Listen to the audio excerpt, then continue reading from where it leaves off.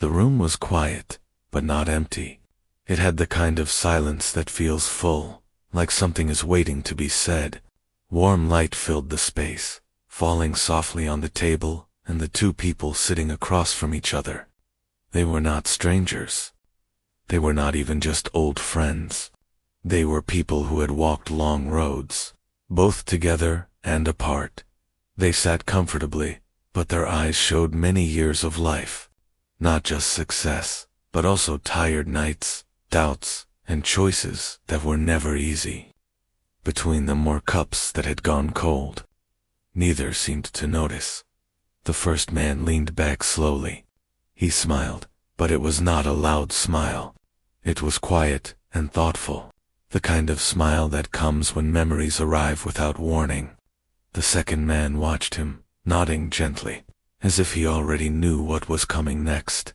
They were talking about a band from long ago, a band that never tried to sound perfect, a band that was loud, raw, and honest, the kind of music that did not care if it pleased everyone.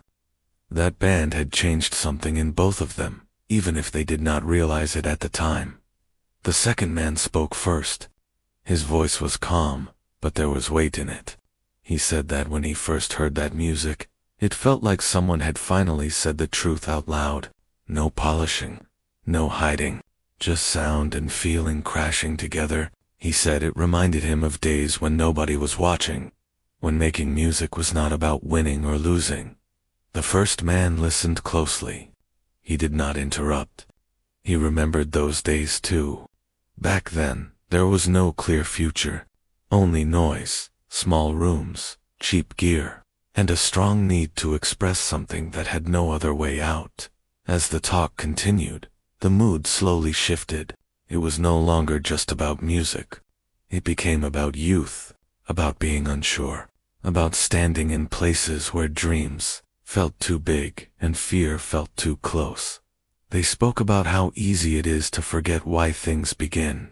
Over time, goals change, pressure builds, people start to expect things. Sometimes, the heart gets lost in all that noise. The second man admitted that there were times he felt pulled away from what felt real. He said there were moments when he wondered if staying true was even possible. His hands moved slightly as he spoke, showing that the thoughts still lived inside him. The first man nodded again. He understood. He said that some nights, even now, he still thought about those early days.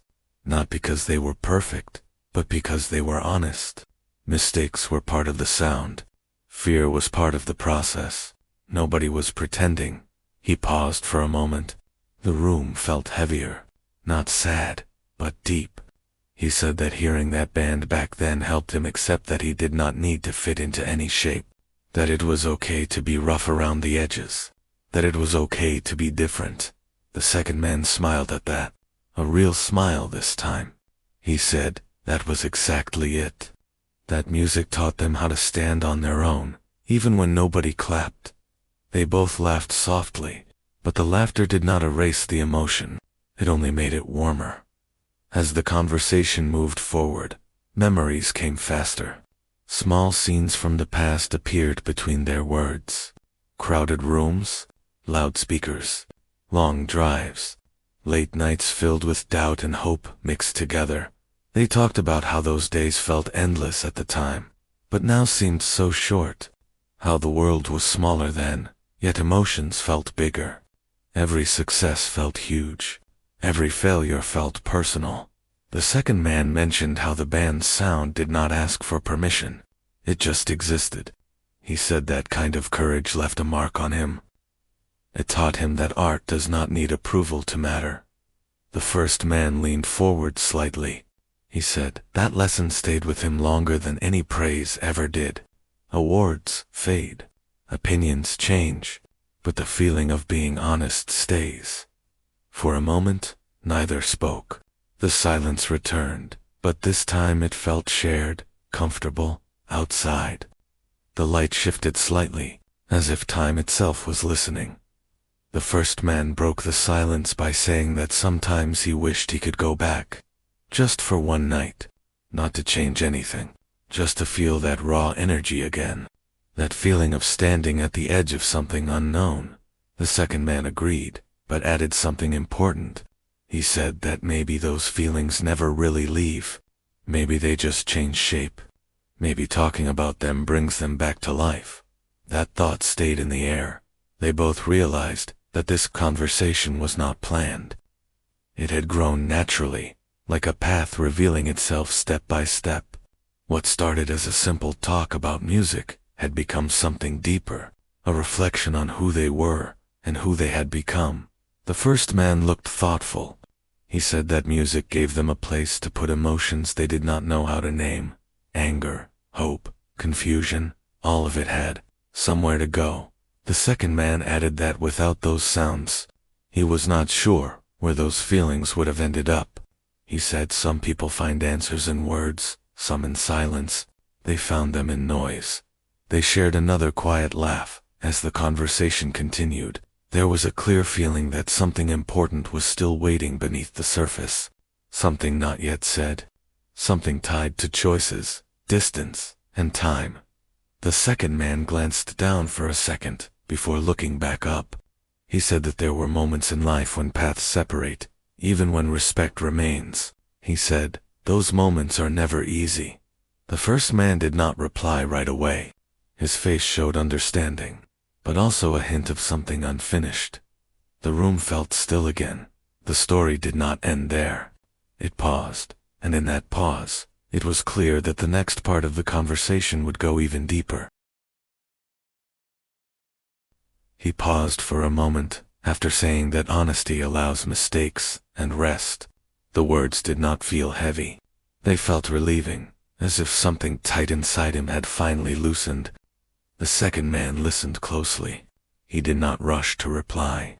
He simply sat there, letting the meaning sink in. Then he spoke. He said that real courage is not always loud. It is not always about holding ground or proving strength. Sometimes, real courage is quiet. It is knowing when to step back. It is trusting that what truly matters does not disappear. When you let go, those words stayed between them for a while. They shared another pause. This one felt peaceful, not awkward. The kind of silence that feels earned. The kind that comes after honesty. Outside, the day had begun to fade. The light through the window softened, turning warmer and slower. Shadows stretched across the floor and walls. Time itself seemed to slow down, as if it respected the moment. Nothing felt rushed anymore. It felt like the world was giving them space to finish what needed to be said. The second man spoke again, this time with a gentle smile. His face looked calmer than before. He said that even though paths change, respect can stay. People move in different directions, but shared moments do not lose their value just because they belong to the past. Those moments still shape who we become. The first man agreed quietly. He said that some connections do not need constant presence to stay alive. They do not need regular meetings or frequent words. They exist quietly, shaped by what was shared when it mattered most. He explained that some bonds live inside memory, not as pain, but as guidance. They remind people who they were, and sometimes who they still are deep inside. They began talking about the idea of legacy, not the kind measured by numbers, praise, or public attention, not something written down or displayed, but the kind felt in small, unseen ways, in someone choosing honesty because they heard it once in a song, in someone feeling less alone because a sound spoke for them when words could not. The second man said that if even one person felt understood because of what they created, then it was enough. Not perfect, not huge, just enough. The first man smiled at that.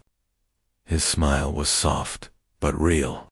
He said that maybe success is not about being remembered by everyone. Maybe it is about being remembered by the right moments.